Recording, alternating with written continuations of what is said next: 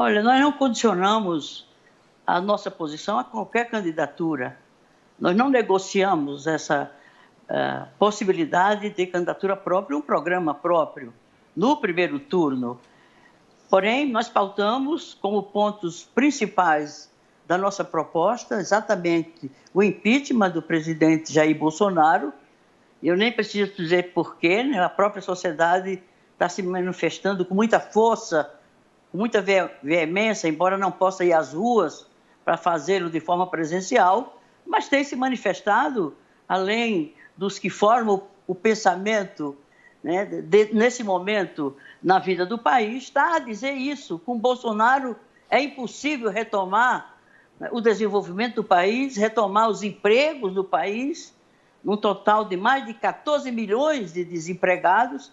Não é possível fazer com que o país volte à normalidade do ponto de vista de sua condição econômica, social, política, ética, que é o que lamentavelmente consta aí.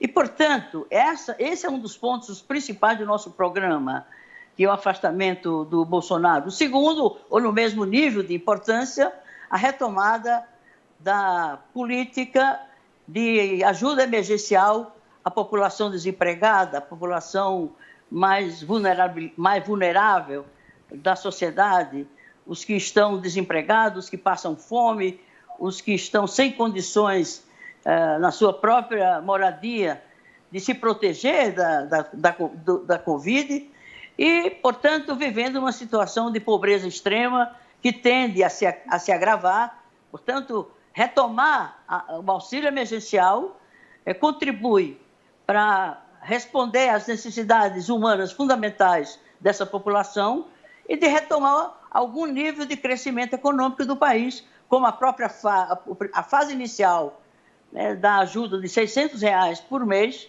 que foi uma decisão da Câmara dos Deputados, do Congresso Sim. como um todo, e que foi eliminada, terminou agora em dezembro, e é preciso retomar imediatamente com essas duas objetivos, é que atender às necessidades do setor, atender às necessidades dos setores mais vulneráveis e de ser uma possibilidade de ativar um pouco a economia e começar a reverter esse quadro de estagnação econômica, Sim.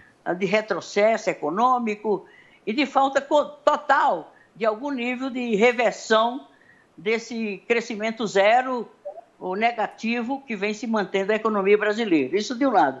E, por outro lado, é preciso que se acelere, né, com autonomia, com plenas condições, a vacinação em massa do povo brasileiro, que é a única condição de reverter essa tragédia sanitária que se abateu sobre o país e com reflexos dos vários aspectos da vida das pessoas e da vida da sociedade brasileira. Nós não condicionamos em relação a nenhum candidato nossas posições, é isso que defendemos no principal da nossa proposta, mas com muitos outros aspectos. Sim.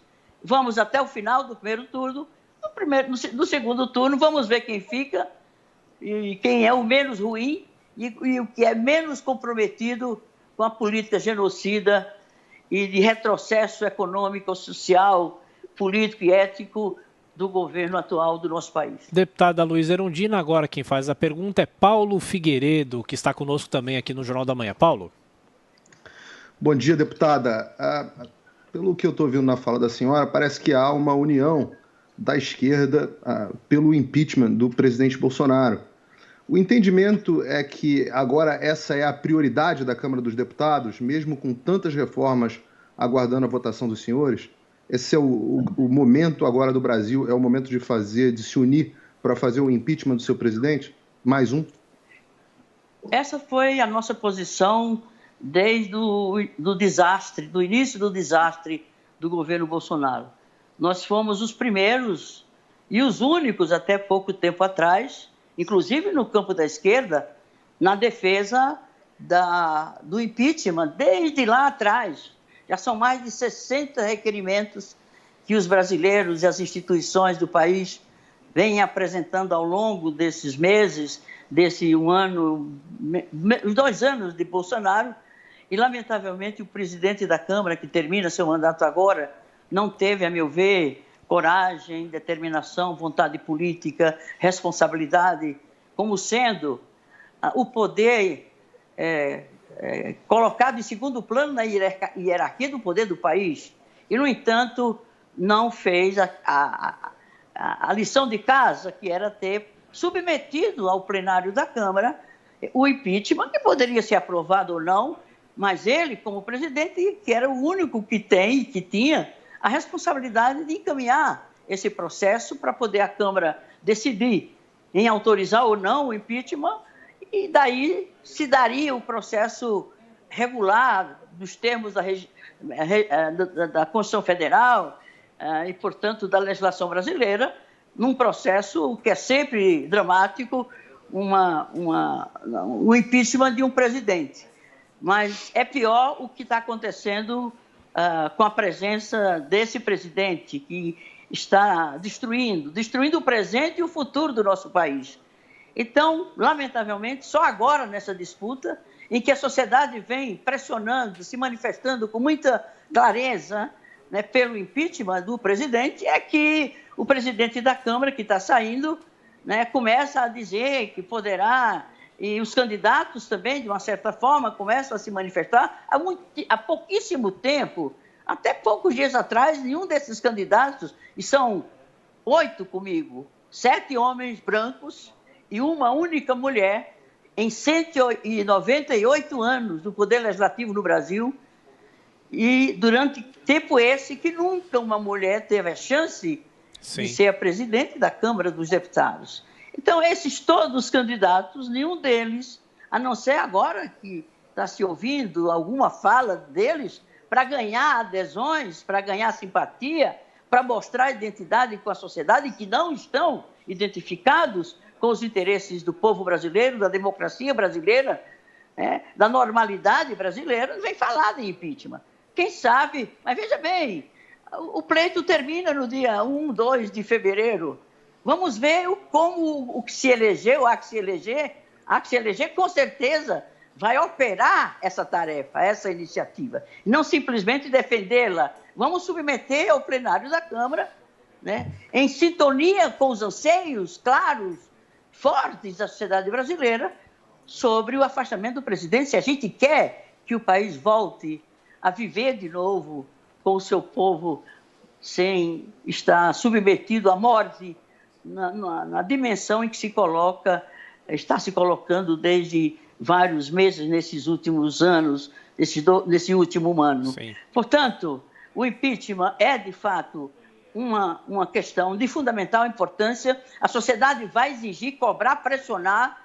Eu não vejo que o presidente consiga se manter como o Rodrigo Maia conseguiu se manter, indiferente, alegando que o presidente não teria cometido crime de responsabilidade. Ora, esse presidente, desde quando ele vem propondo o fechamento do Congresso, isso não é crime? Propondo o fechamento do Supremo Tribunal Federal, isso não é crime?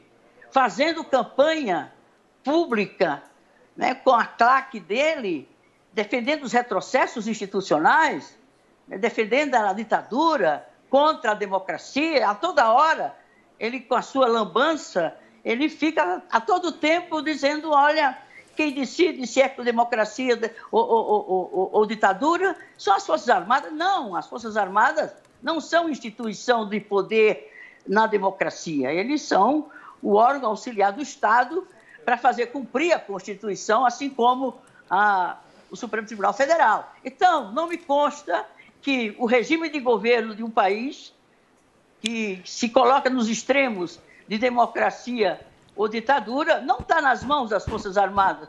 Estaria como força física, né, como força militar, não como força política, não como poder político. Eles não têm poder político para isso. Eles têm poder das armas, que é um auxiliar do Estado, é o braço armado do Estado para defender a soberania do país, a Constituição brasileira, os direitos humanos do povo brasileiro. E, portanto, não há razão para justificar a não pautado o processo de impeachment por, eventualmente, segundo o presidente Maia, dizer que o presidente não teria cometido crime de responsabilidade. Eu não sei o que é crime de responsabilidade, se tudo isso que esse presidente fez até agora não configuraria crime de responsabilidade. Bem diferente daquilo que aconteceu com a presidente Rousseff, né, que, lamentavelmente, a primeira mulher eleita presidente da República foi enxotada